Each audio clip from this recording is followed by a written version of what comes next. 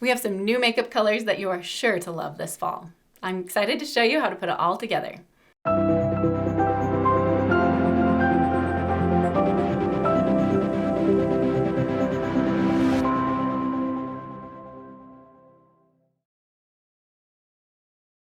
I already have my foundation, primers, and brows done. Now, if you're newer to makeup and you don't know how to get those things done quickly, we have a lot of resources to help you, especially in our lifestyle content. So make sure that you go through that, because having a good canvas will make all the difference when you then go to your colors. And having your primers on will help them stay throughout the day. Now, I usually start with my eyes and then work my way down, but today I'm going to start with my blush. I've been doing that lately. I think it's just nice to get a little color on the face. Once you do put the foundation on, it's all kind of smooth and even. And so adding that blush right away kind of helps give a little more natural look. So I'm using a highlighter and this nice neutral brown. And I want the highlighter to go on top. So I'm going to put it on first on the brush on the angled side and then tap into the brown. And then just swipe that up on the side. And I like kind of just checking that box too with the blush. It's like, oh, that part's done. It was so quick, so easy. And I usually go down my nose. And you can see that just adds some really nice color, a quick and easy way to get that done. So we're done with this brush. If you want, you can use the dome side to kind of blend a little more, maybe put it on some of the highlight spots. Now let's go to eyeshadow. I'm also going to mix it up by starting with the dark. Usually I go light, medium, then dark. Today I'm going to go dark, light, then to the medium. This is a really pretty gray, really just neutral gray with some soft shimmer in it. And I am using the blender brush, the small blender brush, and I'm just getting it right on the tip. So just tap, tap, tap. You can kind of just tap off the excess. And keeping that tapping motion, you're just going to tap right into the crease, the bottom part of the lid, and on that bone. Tap into the shadow, tap onto your eye. And this is just going to help keep it concentrated and right where you want it. Let's move to the other eye. And at first it's going to feel a little bit bold, but we're gonna blend it all and bring it all together. All right, so there's the first color. You can see how nice, and just that's a really pretty type 2 smoky dark color. Now I'm gonna take the same brush, dust it off on your microfiber cloth, get that extra dark color off, and we're gonna dip into this milky, soft neutral. And this one we're gonna be a little bit more free with. Rather than tapping because it's lighter, we're just gonna kind of brush. And we're gonna take that on the inner eye, so on the other half of the eye, and we are gonna brush that over, allowing it to kind of start to blend with the middle part, to kind of soften that line and connect those colors. This is a great color that can be used as a base. It can also be used to soften other colors. It can be used as a mid-tone because it is a slightly darker. It's just a really pretty milky color. Okay, now we're going to grab our angled brush, and I'm going to dip into this cool pink. Like it's cool, like it's rad, but also like it's more of a cool based pink. Has a little bit of some purple undertones, really nice. Again, I'm kind of using that tapping motion. With the angled part of the brush facing down, I'm just going to hit right on that bone, not going in the crease, not going on the lid, and I'm going over that brown to kind of just give it a little bit more color, some dimension, and this will help connect to the beautiful lipstick color I'm going to put on. So you can see that is a really nice combination.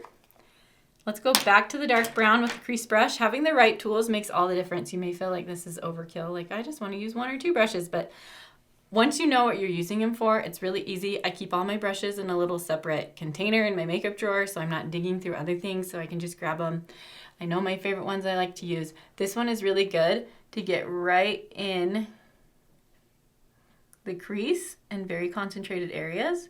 And then you can even pull it down under the eye just a little bit to create that nice type 2 diffused look.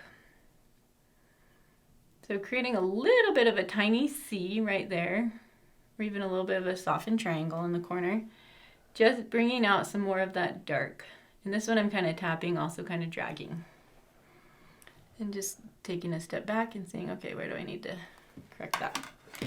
Okay, now I'm going to go back to my small blender brush and just kind of soften any areas where I think it just needs to be connected. And you do that with just the naked brush, kind of there.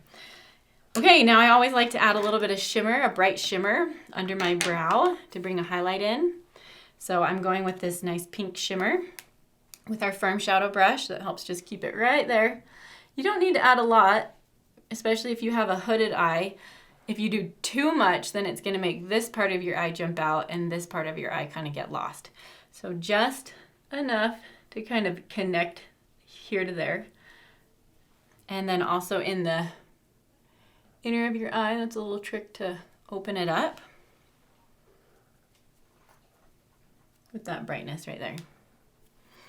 Okay, so there's the eyeshadows using those beautiful 4 looks, and you could, again, take one out if you wanted, or add more to it, go lighter or darker than I've done here. Lots of options. That's the fun thing with makeup, is you just play, you experiment, you have fun. That will help you build your confidence so you can continue to just have fun with it. I really love makeup, and I've come to love it as I've, played with it more over the years and gained more confidence. So because I have kind of a softer feel on the eyes, as it's more blended, I decided it'd be fun to do the felt tip eyeliner to create a really clean look across the eyelash line. So this does take a little more precision. I found that the more I think about it, the more it's so I just kind of go for it. Just have that confidence and put it on, pull it out. You may need to get a little closer to the mirror. And I like the end part to be a little bit thicker. That's pretty messy, but let's go for it. Okay.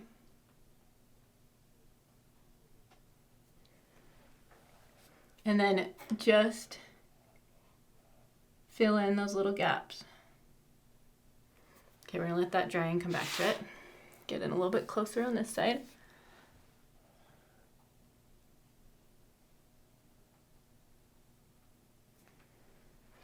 And it's a little bit dotted, so we're just gonna kind of go across slowly, fill it in. And the more practice, the better you get. I'm still a little new with the felt tip pen, so you bring out your eyeliner brush if you need to kind of just smooth. It does dry pretty quickly, which is great, because then you're gonna have that nice defined line throughout the day. You're not gonna have to worry about it getting all smudgy and blending in with the rest of your eyeshadow look, but it can be a little tricky in the beginning, so just take the time you need in the beginning and trust that it'll get easier. You also can have a little fun with bringing it out and doing the flick look, which I haven't mastered yet, so we're not gonna go there, but I also don't think I've tried it, and I think my eye shape is a little bit, it conflicts with that. So we'll just leave it with the nice line. Overall, it's just helping to thicken the lashes. That's what eyeliner helps to do, is open your eyes, thicken those lashes. So let's move on to lashes. I will get these curled up real quick. We have a really pretty new mascara color called Chocolate. It's kind of like a lighter brown than we have. So if you're more fair-haired, this could be a really great option, but it's just also another kind of a fun, different version of brown. Now I have to share with you this new technique I have for putting on mascara, and this happened when I got out of the shower and I was in a big hurry to get out the door. I wanted to do my makeup, but my mirror was all fogged. And I thought, okay, this will be a challenge. I've done my makeup plenty of times. Can I do it without looking in the mirror? And so I went for it. And I got to the mascara part and I was like, how am I gonna do this? Because usually, you're in the mirror getting really close, making sure you're getting on your lashes. So I stepped back and I just put on my mascara without looking in the mirror, looking more into the brush than anything. And then I stepped back and I was like, actually, that's way better. I'm able to get closer into the brush while kind of flicking the brush and flicking my lashes, and I didn't get spots. Sometimes that happens when you put your mascara on, how many times you've done it, but then you're like, oh, and I gotta wash that off and put my eyeshadow back on.